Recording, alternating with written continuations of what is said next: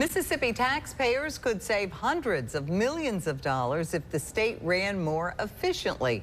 That's the takeaway from the latest reporting by the state auditors, Project Momentum.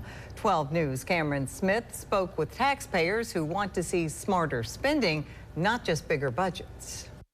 Project Momentum is a statewide audit released last October.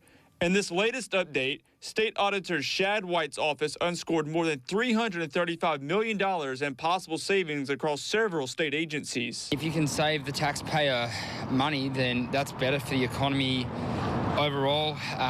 It's pretty disappointing that funds would go elsewhere. White says his office can't force change, but can show taxpayers where the money is going and where it could be spent better.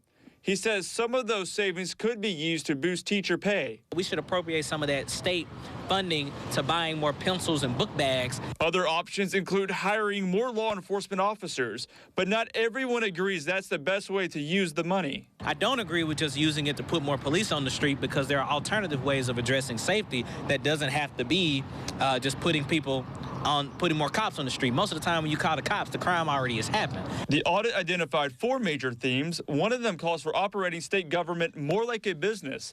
That idea sparked pushback from some citizens. I don't think you have to have business principles as a government to be efficient. You can be efficient as a government and not run like a business. White's report is meant to start a dialogue between lawmakers and voters about how to improve services without wasting money. I understand this idea that we need to return on investment. Then we need to think about what does it mean to return on investment qualitatively, with also citizens, the folks in the community, being able to have a comment on what we think should be done with that funding. Shad White says this is the first audit of its kind from a Mississippi state auditor in 30 years.